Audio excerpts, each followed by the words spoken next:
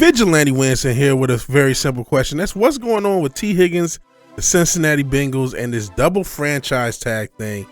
I know it's been a while. I haven't really covered football or anything for a while. I owe you guys a quarterback video, which will be out this week because I'm recording it right after this video. And it'll be relevant because it is free agency season. It's right before free agency, Sunday night before free agency. In fact, March 9th, rest in peace, Biggie. And I have a question about this T. Higgins thing, and it's not a question, a comment, statement, thoughts.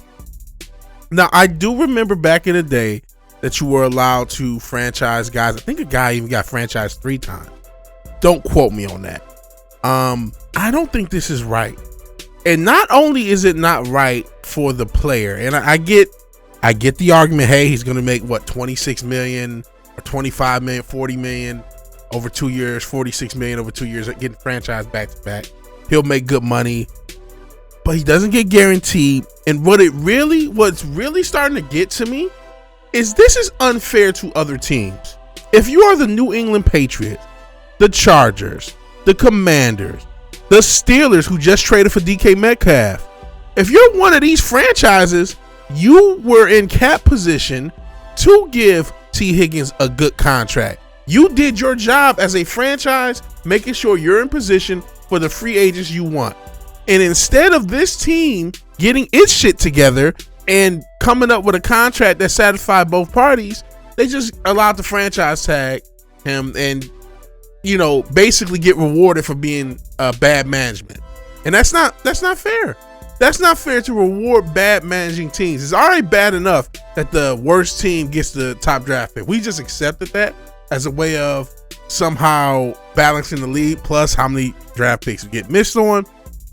So it's the situation, but it's an example of you're getting rewarded for tanking. You're getting rewarded for being bad at what you do. And that's what the franchise tag in perpetuity allows. They have to do one of two things. Either the franchise tag is just a 1 year thing, 1 year only. You can only franchise a player 1 year at a time, or there has to be something for franchising a player the second year. Like, I believe a franchise gives the player for 1 year a top 5 salary, or average of the top 5 plus 20% or something like that. It needs to be, okay, now this person gets 2 years.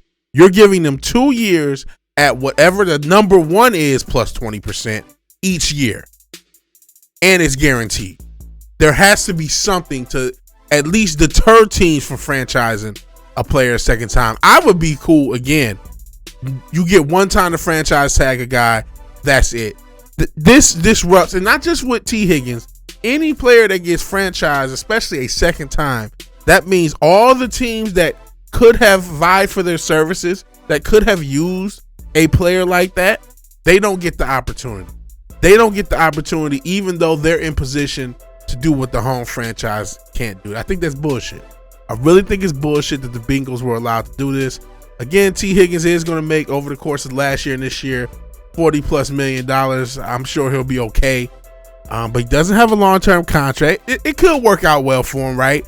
He has another good year as he's had, and then he eventually gets his payday some way, somehow, whether it's Bengals or somewhere else. That still can happen, but it's bullshit. It's bullshit, not just for T. Higgins, but for other franchises. But what do you think? Are you a Bengals fan? Just like, hey, I'm just happy he's back. Happy we got one more year. What are you going to do about Hendrickson? Got to figure that shit out. You tell me.